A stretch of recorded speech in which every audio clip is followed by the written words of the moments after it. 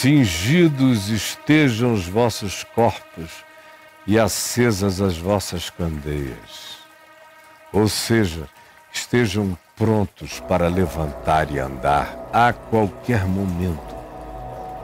Vocês são peregrinos vigilantes, não se acomodem. Portanto, sede vós semelhantes a homens que esperam pelo seu Senhor, ao voltar ele das festas de casamento, para que quando vier e bater à porta, logo lhe abram, porque estejam vestidos e apostos, como um servo está pronto para sair a qualquer momento. Bem-aventurados aqueles servos, aqueles discípulos, a quem o Senhor, quando vier o encontrar vigilante, os encontrar vigilantes. Esses são os felizes, os que estão sempre prontos.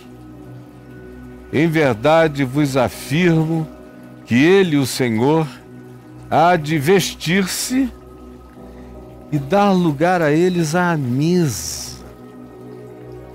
Ele, o Senhor, há de vestir-se como um servo e dar lugar à mesa. E aproximando-se de cada um deles, ele mesmo, o Senhor, fará isto aos que estiverem sempre atentos e disponíveis para qualquer ação de amor. Ele mesmo, o Senhor, lhes dará lugar à mesa simbólica do reino de Deus. E aproximando-se os servirá. Deus em Cristo os servirá. Sim, quer ele, o Senhor, venha na madrugada, no início da madrugada, no meio da madrugada. Bem-aventurados serão aqueles que estiverem prontos. Não importa em que madrugada histórica, em que hora de desesperança, em que estação de despreparo, em que fase da civilização humana se esteja vivendo, por mais alienados que se esteja de Deus e por mais que Deus seja um assunto vencido na cultura humana, bem-aventurado é aquele que em meio a tudo isso estiver pronto e estiver vigilante, a quem o Senhor assim o achar procedendo. Saibam isto.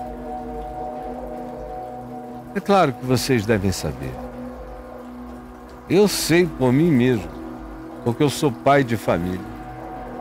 Portanto, saibam que se o pai de família soubesse a que hora haveria de vir o ladrão, ele vigiaria e não deixaria arrombar sua casa, com certeza absoluta.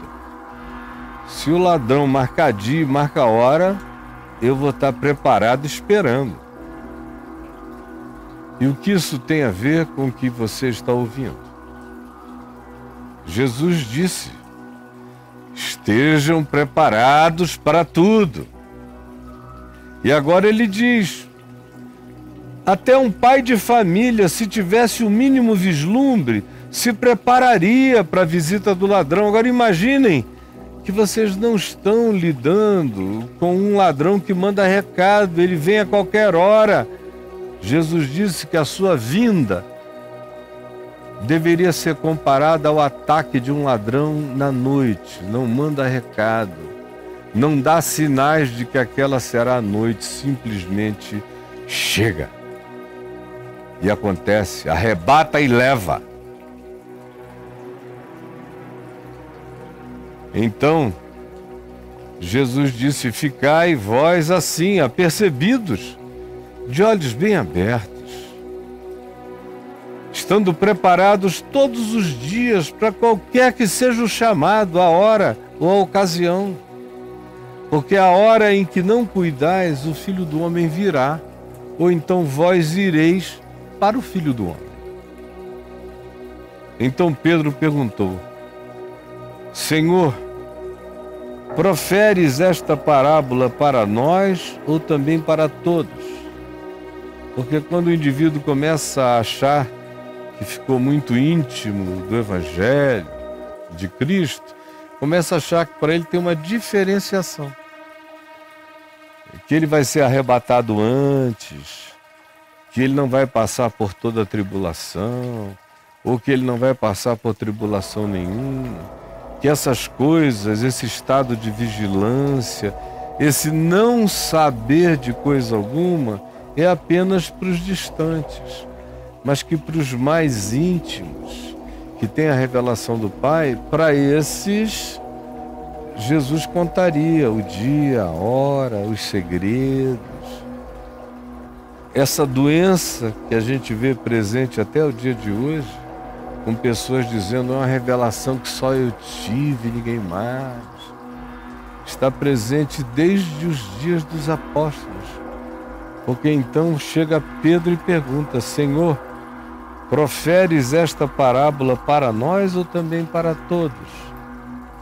Tem uma diferença entre aquilo que é para nós e aquilo que é para todos? No que diz respeito à tua vinda?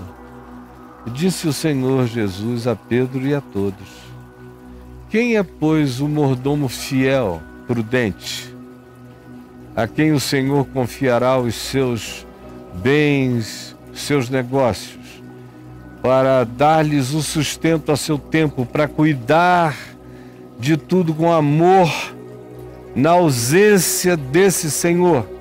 Quem é? E não esqueça, isso é a resposta de Jesus a Pedro, que queria saber se para o grupo de discípulos haveria foro privilegiado. E Jesus responde assim: a questão de Pedro, entre nós e os outros, foro privilegiado para nós, para os outros não? Revelação especial para nós, para os outros não? Jesus diz: que coisa mais ridícula, Pedro. Quem é, pois, se tratando de estar pronto, o mordomo fiel, o mordomo prudente, o gestor prudente, o controller prudente, o gerente prudente, o gestor empreendedor prudente, fiel, a quem o Senhor confiará os seus empregados, funcionários, bens, para que esse mordomo fiel e prudente não deixe faltar nada e dê sustento às pessoas. É o processo? Quem é? Pois eu te digo, Pedro, para com essa história de revelação particular para nós e para os outros não.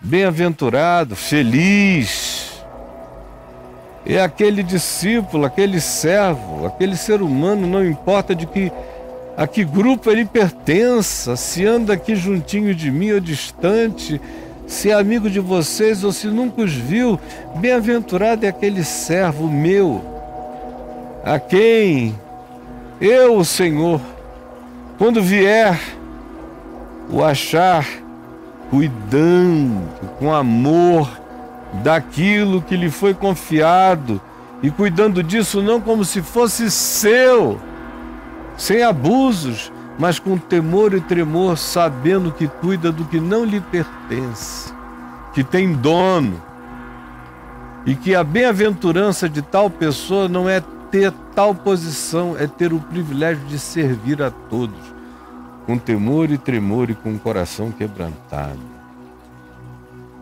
Verdadeiramente eu vos digo que quando eu vier, quando o Senhor vier, lhe confiará tudo. Lhe confiará tudo.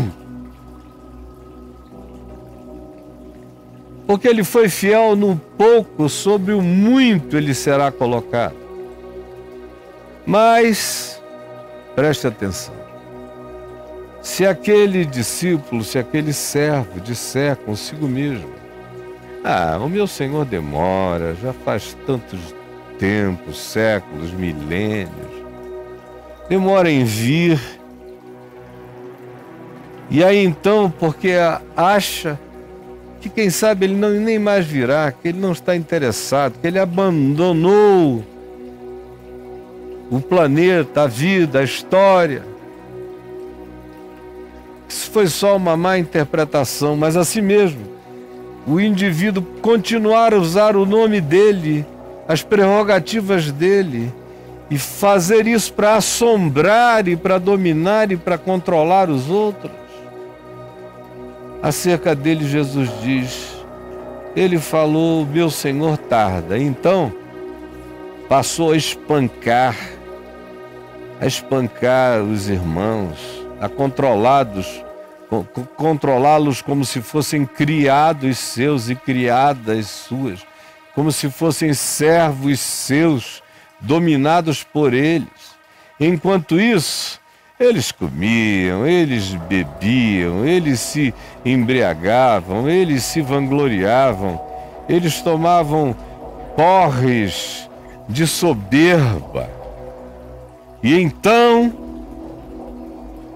sobretudo para esses que usam o nome de Deus para controlar, para escravizar, para dominar almas humanas, virá o Senhor no dia e na hora em que esses servos não esperam, ou o Senhor vem nos ares, ou o Senhor leva essas pessoas instantaneamente e elas se veem na cara da luz da verdade. Então, vem o Senhor na hora em que esse indivíduo não espera, em hora em que ele de fato não sabe, pois ninguém sabe, e então castigá-lo-á, lançando a sorte com os infiéis, com os duros de coração, com os incrédulos, com os cínicos. Aquele servo, porém, veja, dois servos, e aí se está caracterizando só o confessar-se servo e manipular as pessoas no primeiro caso, e agora ele diz, falando de um segundo tipo de discípulo e de servo. Aquele servo, porém, que conheceu a vontade do seu Senhor e não se aprontou, foi aquele indivíduo que soube, mas não deu atenção, não se preparou, não se cingiu, não se vestiu, não ficou pronto, nem fez segundo a sua vontade, já revelada no Evangelho, explicitada, dita. Não havia desculpa, não havia álibi, ele sabia. Esse será punido com muitos açoites, mas será punido. Há um juízo para ele, na consciência dele. E há um terceiro tipo de servo. O primeiro tipo é aquele que, por causa da demora aparente do Senhor, maltrata, controla, espanca, usufrui e abusa, como hoje em dia entre nós são a maioria.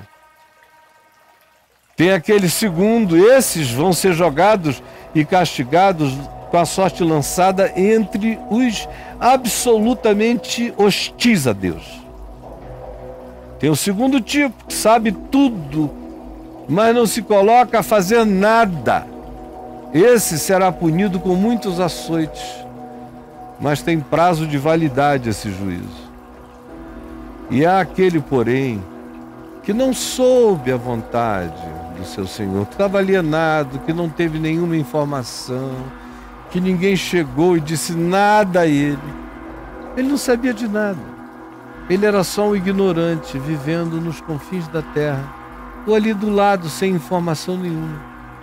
Esse, porém, que não soube a vontade do Senhor e fez, no entanto, coisas dignas de reprovação, levará poucos açoites, muito poucos. Por isso é que meretrizes e pecadores genuinamente alienados vos precedem no reino dos céus, disse Jesus. Mas aquele a quem muito foi dado, como esse que sabiam os que sabiam, os dois primeiros, um sabia, mas depois perdeu a esperança e disse, não, eu sei tanto que isso aqui é meu, e abusou. E o segundo tipo é o que sabia, mas não botou em prática.